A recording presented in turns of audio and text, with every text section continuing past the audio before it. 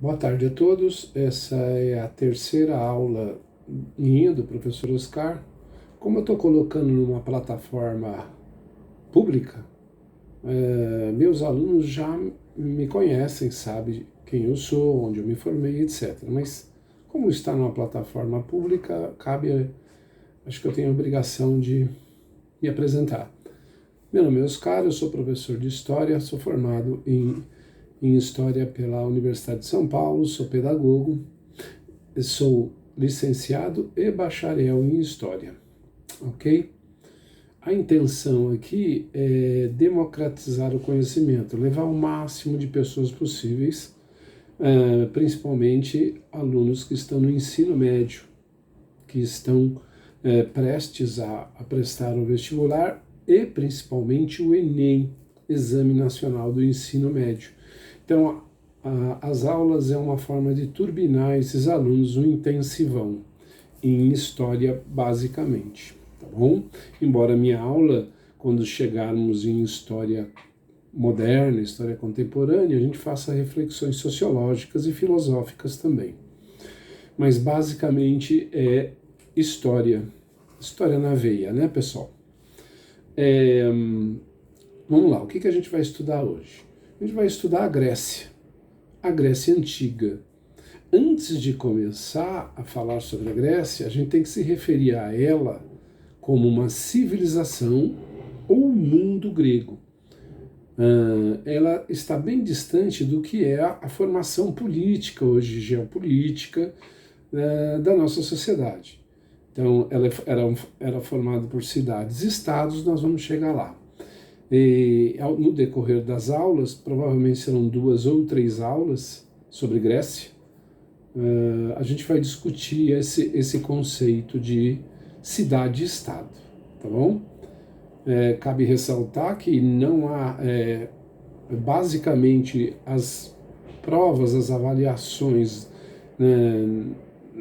seja no ensino médio, seja nas faculdades, para que você entre principalmente no Enem, exige-se conhecimento de história antiga e principalmente a antiguidade clássica, que compreende Grécia e Roma. A gente vai entender por que vai estudar a Grécia, porque muitos nosso conhecimento atual ele vem dos gregos. Então, várias terminações, vários conhecimentos advêm da Grécia, tá bom? Inclusive a história. Vamos lá, pessoal. A Grécia é um período, a civilização grega é um período muito extenso, então ela vai ser dividida aqui para nós em várias etapas, tá bom? A gente vai entender o período pré-homérico, ou cretominoico, né? Que vai do século XX ao século XII a.C., é o período de povoamento da Grécia Antiga. Em seguida, a gente vai estudar o período homérico, 1100 a 800 a.C., período que teria sido criado os poemas de Ilíada e Odisseia, atribuídos ao poeta Homero. Eu digo teria porque não há convicção entre os historiadores que isso seja 100% correto. O período arcaico vai de 800 a 500 a.C., caracterizado pela formação das cidades-estado grega, a chamada polis grega, tá? Depois o período clássico, que vai entre o século V e IV a.C., período no qual as cidades gregas atingiram seu apogeu cultural e consolidando a cidade-estado como forma de organização política. E depois o período helenístico, de 336 a 146 a.C., que é a decadência das polis gregas. Elas caíram sob o domínio macedônico e posteriormente romano. Tá ok, pessoal? Então a gente vai começar com o primeiro período, cretominoico ou pré-homérico, tá bom? Os primeiros povos a se fixarem na região são os pelasgos, de origem desconhecida. Já habitavam a região em 2000 a.C. Mais tarde vieram os povos que deram origem à civilização micênica. A maior cidade era Micenas, e daí o nome, tá? Esses povos, nós podemos citar os aqueus, jônios e eólios. Os micênicos ou aquianos evoluíram muito graças a seus contatos com a civilização cretense. Creta, ou civilização minoica, era uma cidade com uma rica elite comercial. As mulheres desfrutavam de privilégios, religião com tendência matriarcal. Olha que fantástico, né? Nesse período, os cretenses valorizavam a mulher, e ela era que organizava a sociedade.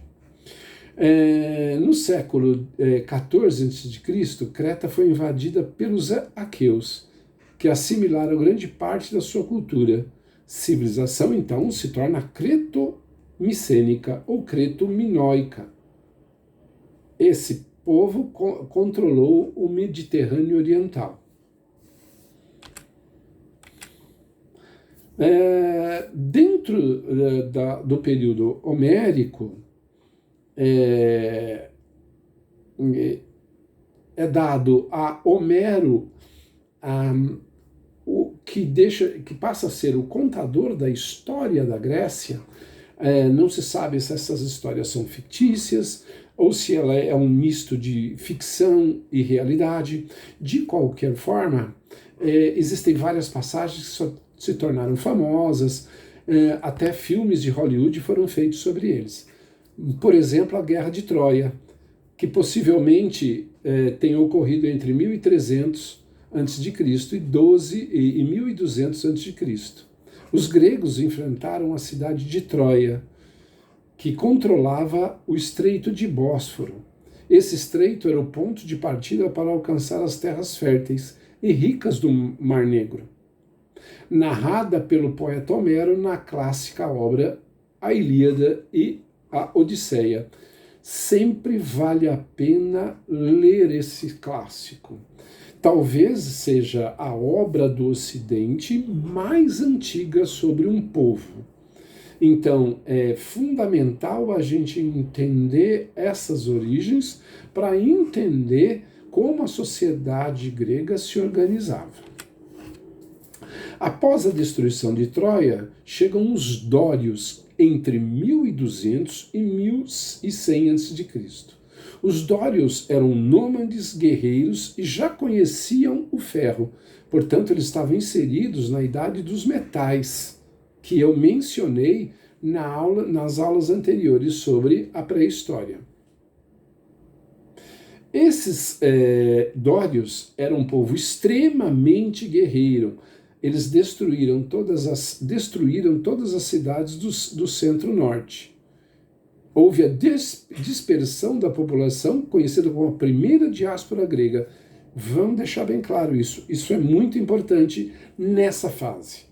Com a chegada dos dórios, que ali viram outros povos habitando, eles não vão entrar de forma pacífica, mas vão entrar de forma violenta e destruidora.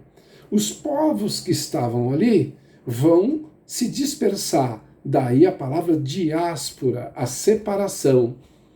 E eles vão para a Ásia Menor, onde fundaram, por exemplo, a polis de Mileto, Éfeso e Alicarnasso, tá bom?